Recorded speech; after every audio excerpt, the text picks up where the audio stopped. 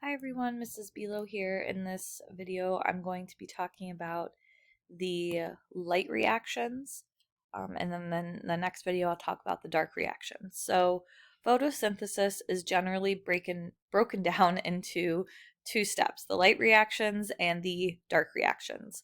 The light reactions can also be called the light dependent reactions, and the dark reactions can be called the light independent reactions or the Calvin cycle. So all of those can be used interchangeably. So this is a little bit more simple than cellular respiration that was broken down into three steps, which was glycolysis, the Krebs cycle, and the ETC. This is only broken down into two steps, but you are going to see some similarities with some of the chemical reactions that occurred in cellular respiration that you're going to see here again in photosynthesis. So here's kind of the big picture, which is a little bit easier to understand than I feel like cellular respiration was, because we saw glucose being used in the beginning of cellular respiration, but we didn't see in glycolysis, but we didn't see the oxygen until the end at the ETC. This one at least is a little bit more simple. So in the light reactions, we're going to be using water and sunlight energy, which are two main things that plants need. And then we're going to make two products, ATP and NADPH. So NADPH is like NADH, it's a hydrogen or electron carrier.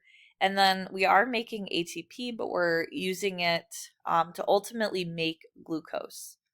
So then we're going to take these two things and we're going to use them here in the next set of reactions, kind of like what we saw in cellular respiration with making things in one step and using them in the next step. So then in the dark reactions, we're going to use that ATP and NADPH that were made in the light reactions and carbon dioxide to make ultimately glucose and oxygen, which are the two main things that plants make. All right, so here is a breakdown of the light reactions. This is going to look a lot like the ETC that you saw in cellular respiration on the inner membrane of the mitochondria. Okay, so I'm going to kind of move like left to right to explain this. So the light reactions actually begin at photosystem 2. We could also abbreviate it PS 2. And this is an enzyme that contains that chlorophyll. Remember, chlorophyll is what makes plants green. It's going to absorb light, everything but green light, because that's what gets reflected and that's what you see in plants. And enzymes, remember, speed up chemical reactions. We saw some of that in cellular respiration with like coenzyme A, for example, and ATP synthase. Now, just like the ETC that you saw in cellular respiration, this ETC is also embedded in the membrane. In cellular respiration, it was on the inner membrane of the mitochondria. This is embedded in the membrane of the thylakoid. So remember those little pancake-like things inside of the chloroplast? We're talking about on that membrane. So you have the chloroplast, it has two layers of membrane, and you have these little stacks of pancakes. So we're talking about that line, that membrane that surrounds the thylakoid. That's where we are. So you can see in this diagram, this is the thylakoid, the inside of it, and this is the stroma, because remember, this space outside of the thylakoid is called the stroma. And a couple things are going to happen at this thing, which is photosystem 2. It's also shown up here like this. Okay, so it's going to do a few things. One, it's going to absorb sunlight. And two, it's going to split water. Remember, plants need water. So enzymes split water into, well, if water is H2O, we're going to split it into hydrogen,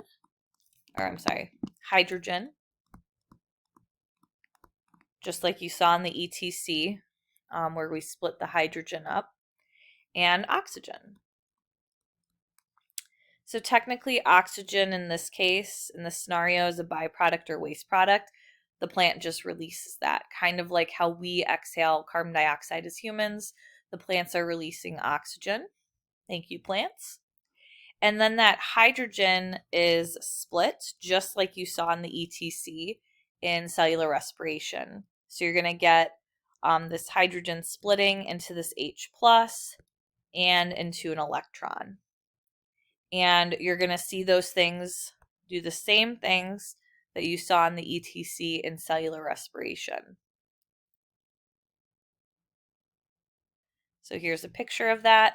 So you can see the water being split. So this time, remember in cellular respiration, NADH, and FADH2 were the hydrogen carriers that brought those to the ETC. Now this time we're getting hydrogen from water. So it splits and you get your electron, your hydrogen, and your water and your oxygen from that water molecule. And then these electrons, they are going to need, they have some energy, but not a lot, not as much as they did in the electron transport chain that we saw in cellular respiration. So to energize those electrons, we're going to use that light energy that's absorbed by chlorophyll. And this is going to excite the electrons, and it gives them energy. Okay. So then these electrons now all of a sudden have this energy. So you're taking these electrons and you're hitting it with that sunlight to give it energy. And basically they jump around we're in photosystem 2. Okay. Until it reaches the primary electron acceptor, or PEA. And then it's going to go on the electron transport chain, just like you saw in cellular respiration. But we're giving that electron energy first before it goes on the ETC, and that energy is coming from sunlight. A photon is just a particle of light. Okay, so then we're going to pass those electrons on to the ETC. It's just like we saw in cellular respiration. It is used to actively pump H+. So again, this is a type of active transport, but we're not using ATP. We are using electrons. Those electrons came from water that was split, and we gave those electrons energy by absorbing sunlight energy. And that's going to push the H pluses across the membrane. So we're taking them from the stroma, so the outside of the thylakoid, that little disc-like thing inside of the chloroplast, and we're putting it into the thylakoid. And remember, that space in the thylakoid is called the lumen. So we're forcing them to all go into the space. So that's the same thing that we saw in the ETC in cellular respiration. And this creates a high concentration of H plus inside the lumen, or I'm sorry, inside the thylakoid, which is called the lumen. So now you have all these H pluses here, and they're going to have to leave through something. And that something is going to be that ATP synthase, which I'm going to actually go to this. I'm going to come back to the slide in a second. I'm not going in order, but to me this makes a little more sense. So you have all of these H pluses here in this space. You force them here using the ETC, and they're all going to want to leave. And again, there's a high concentration of H plus in the lumen inside of the thylakoid. And then we have that passive transport happen, and they're going to move through ATP synthase. So this guy right here, this is ATP synthase. And remember that process of them moving at passive transport is called chemiosmosis. And so that's represented by the green arrow here. That would be your chemiosmosis. Let's color code that. So it's the same. And ATP is made, but we're not using ATP for energy. We actually need it for the next step, which is the dark reactions. Now, going back to this slide here, remember at the end of cellular respiration, the electrons got picked up by oxygen to form water. Well, these are going to do something a little different. Now we're at photosystem 1. Yes, it goes photosystem 2, then photosystem 1. They're named in the order in which they were discovered, not the order in which they occur in. So the that electron that went on the ETC, it's going to get re-energized at photosystem 1, re-energize at photosystem 1. So we're absorbing that sunlight energy with chlorophyll. And this time we're going to kind of go backwards, and we're going to put that hydrogen and electron back together to give you just a regular old hydrogen. And that's going to be picked up by a hydrogen electron carrier. Electron carrier called NADPH.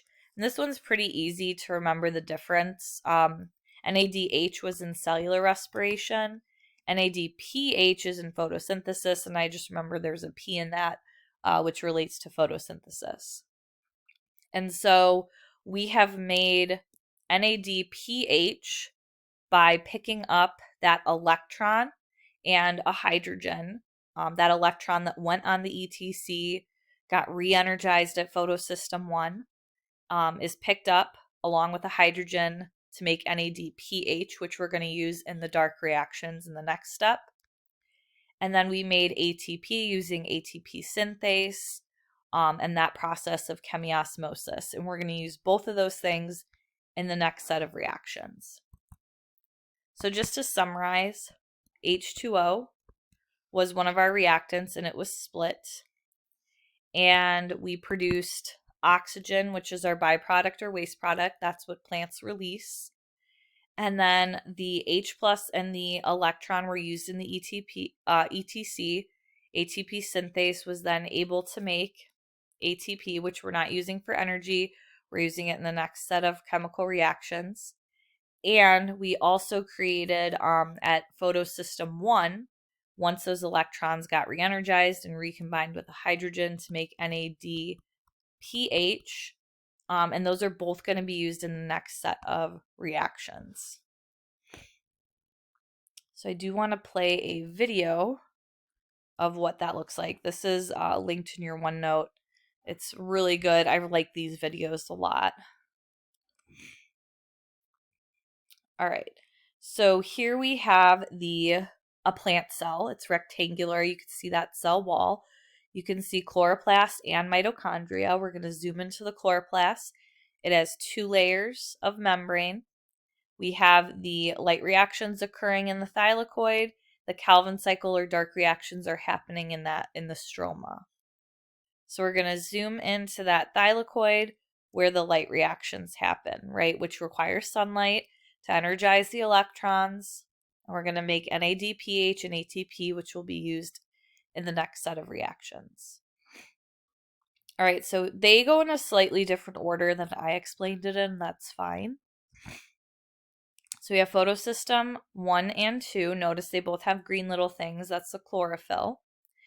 And we have they're named for the order in which they were discovered, not the order in which they occur. And then we're going to have the electrons get energized here. Those electrons came from splitting water. They're going to go on the ETC to power that. And then, so there they go. They get energy from the sunlight. They're going to power the ETC to actively pump that H plus into that space. Okay, there we go. And then we're going to move those along, actively pumping H plus into this space. So then it can leave through ATP synthase in the process of chemiosmosis. So this is a really good example of chemiosmosis here. So use the electrons to actively pump H plus into the thylakoid. And all those H pluses have to leave through something. They're going to leave through ATP synthase. That right there is chemiosmosis. And then as that is happening, ATP is made, which we need for the next set of reactions. So there's ATP. Boom, we need that for the next set of reactions. We're going to zoom back out. Just to recap, there's our ATP, but we also have to make NADPH. They do say that the electrons go on another electron transport chain, which they kind of do, but they're not being used to actively pump anything. Rather, they get re-energized at photosystem 1. They're going to be combined with hydrogen to make that NADPH, which is the other hydrogen electron carrier that we need for the dark reactions. And again, these electrons just keep flowing through, and water keeps getting split. So here, for those electrons to keep moving, they need to be picked up by that hydrogen electron carrier, NADP plus, to make NADPH. And then again, we got oxygen as a byproduct or waste product, and we used water and sunlight. We just have to see how we're going to use carbon dioxide in the next set of reactions and how we're going to make glucose.